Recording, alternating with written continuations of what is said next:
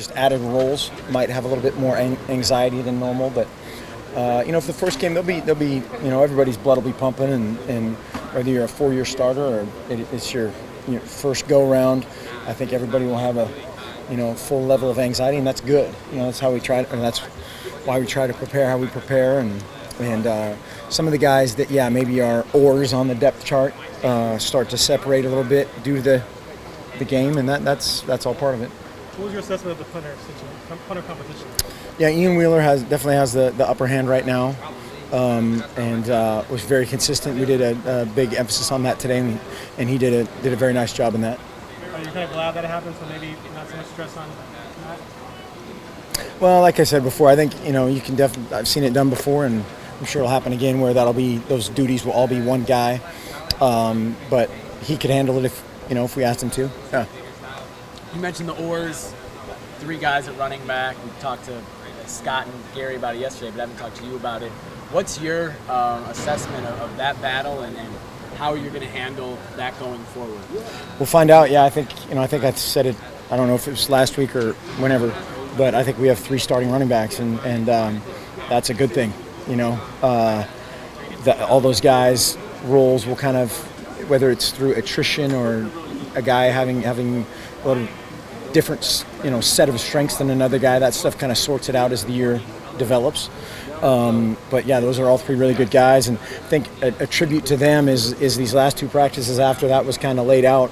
All 3 of them they've practiced great, so that's a good thing. Are they on board with that? Obviously, 3 guys cuts into carries. Yep, they are absolutely on board with it, and they've been the quote unquote veterans, our young veterans have been helping Royce, and vice versa, and so it's a good situation. Yeah, definitely. Is it possible all 3 could get 150 200 carries? Or is that well, we wouldn't put on a number on it, but that's something that we would welcome. Sure. Yeah. Do you have the same feeling about the 3 tight ends, that they could all be co-starters, or is it that someone that's really stepped up and taken that? That's a little bit different, just in terms of true development of all those guys. But again, it's a place where we're really young and we think we're really talented. Those guys, they just need to be tested.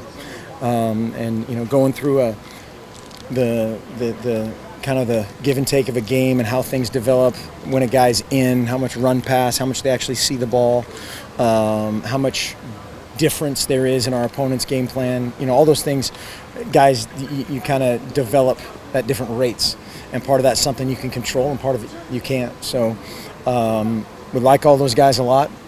They're a little bit less proven than the running backs, I would say, at this point, but it's still an exciting group of guys. Do you guys have a timetable for when you want to? No.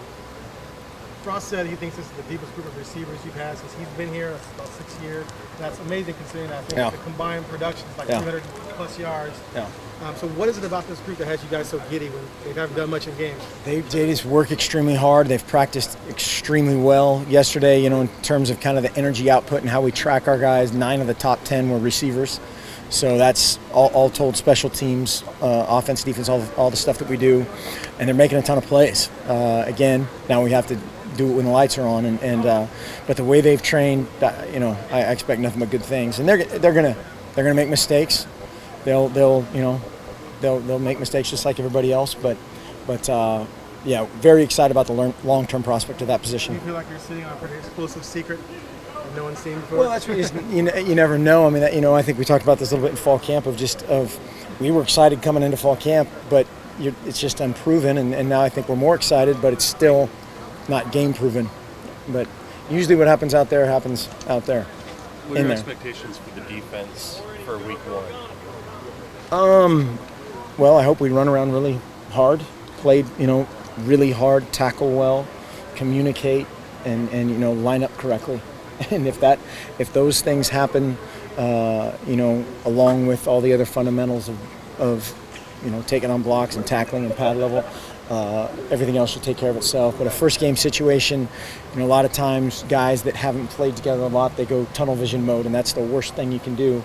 Is we just want to over communicate, line up correctly, and then just run. What do the Coyotes bring to the table? They're good. They lost a lot of. I was asking someone this morning, is it coyotes or coyotes? Because there's a couple people.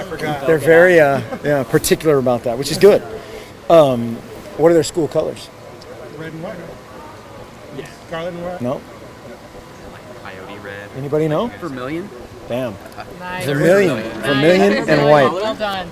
You can do In the that. red family. Million of color. That's a town as well. It is. It's like Aloha. It's many things. But what was the question? What do they bring to the They- table besides Joe weirdly Glenn's, named yeah, Joe Glenn's a great coach. You know, he's a guy that I've known. You know, I don't know him well, but I've known him and of him for a long time, going back to northern Colorado, Montana, Wyoming. Always fundamentally sound. They play their tails off. They're very well disciplined. You know, they got beat pretty good by North Dakota State, which everybody at that level did. But they had a bunch of other really good games. Kansas, they had on the ropes for a long time, had an overtime loss, just a bunch of those games, and he's rebuilding that program. Was Efo's punt returning, did that come about where he kind of volunteered himself, or you guys say, we've seen him over the years, we think he might be a good fit here?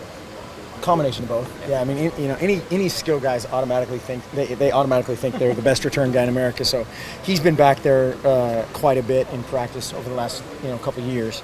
But that's another position where I think we have some really good competition going on, and we'll see that that develop in the heat of the moment.